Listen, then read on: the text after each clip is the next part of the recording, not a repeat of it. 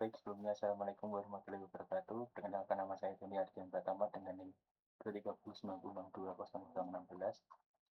Hari ini saya akan mempresentasikan tentang mata kuliah analisis dan pengujian sistem elektronika dengan tema boundary scan dan JITEK.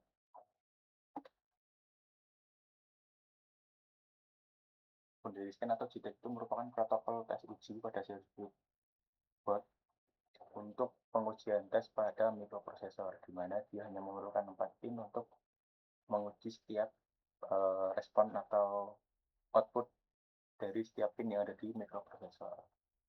Nah, pada zaman dahulu itu mereka menggunakan pengujian fisik atau bed of math, di mana uh, mereka akan menambahkan pad tambahan di setiap output atau pin output yang ada di mikroprosesor yang berguna untuk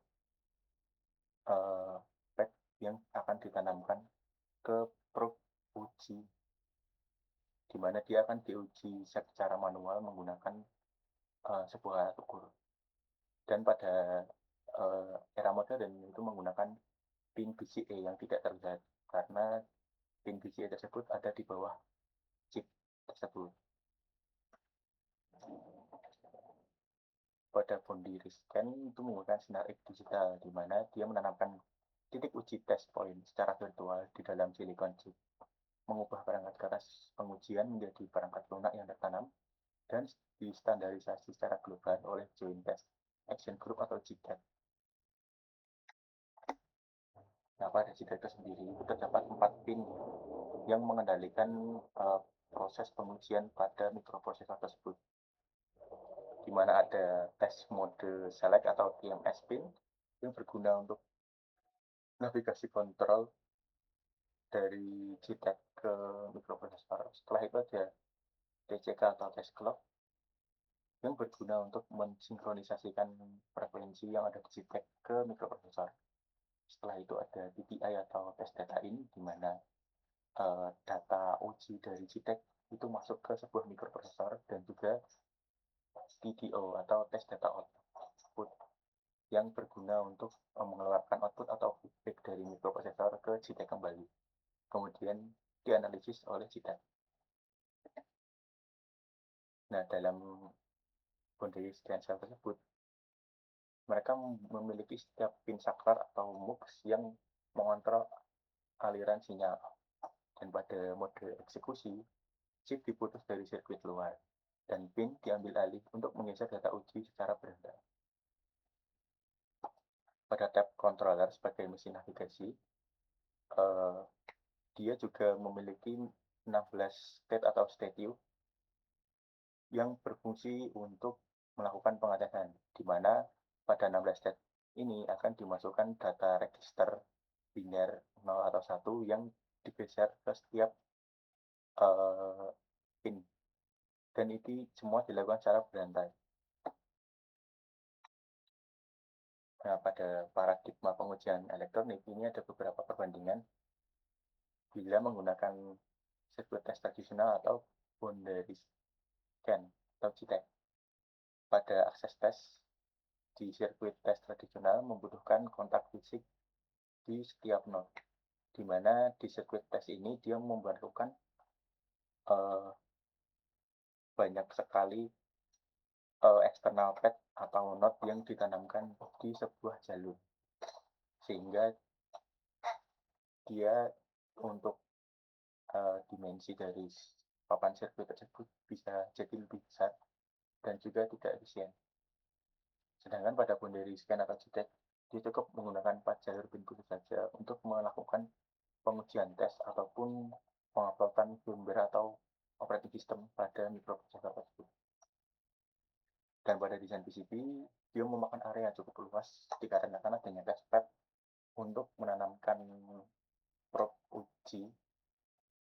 Jadi dia mungkin lebih lebar 20-30% daripada sirkuit yang tidak memiliki testpad. Sementara pada boundary scan JTAG itu sangat hemat ruang karena mereka semua dioptimalkan menggunakan BGA atau Ball Grid Array.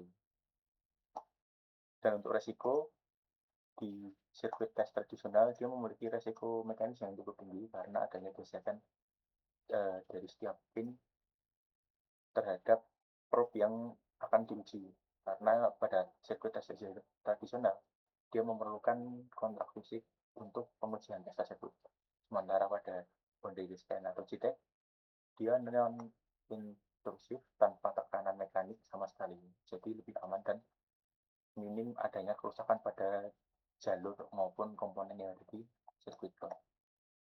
Nah, studi kasus kali ini saya mengambil dari otomotif, yaitu manufaktur ecu otomotif, di mana pada saat perancangan ecu itu biasanya dia sudah dilapisi sebuah resin atau seal tertentu, di mana pada saat sudah terlapisi resin atau seal tertentu ini kita tidak dapat menggunakan metode uh, pengecekan manual atau menggunakan kontak fisik probe atau alat ukur.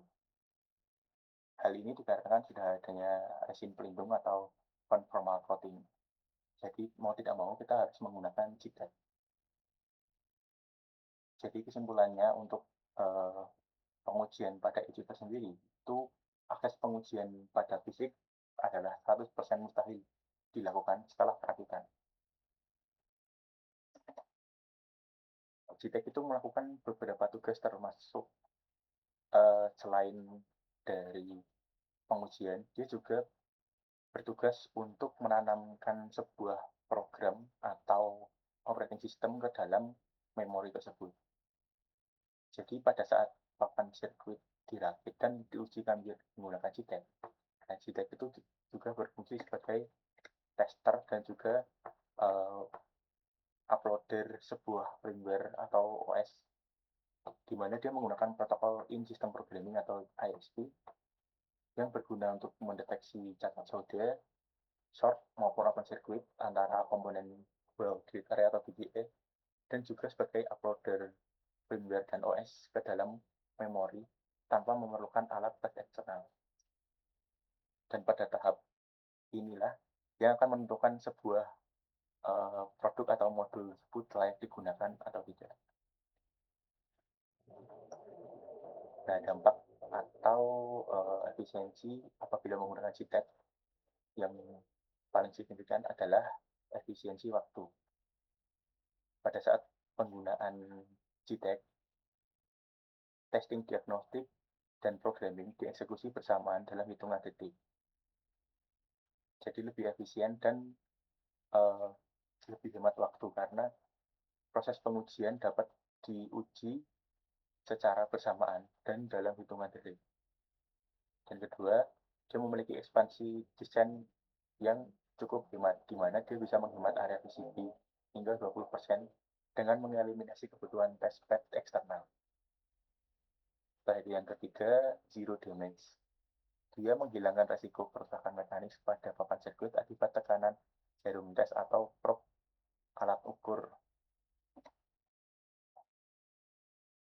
Kesimpulannya, JITEC bukan sekedar opsi, melainkan kebutuhan mutlak, di mana untuk papan sirkuit modern, JITEC sangat berperan penting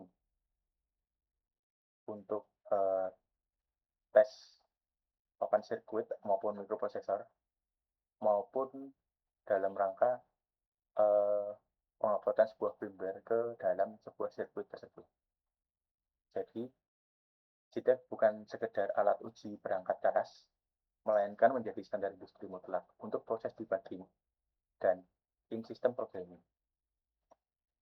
Sekian presentasi malam hari ini. Kurang lebihnya mohon maaf. Akhirul salam. Wassalamualaikum warahmatullahi wabarakatuh.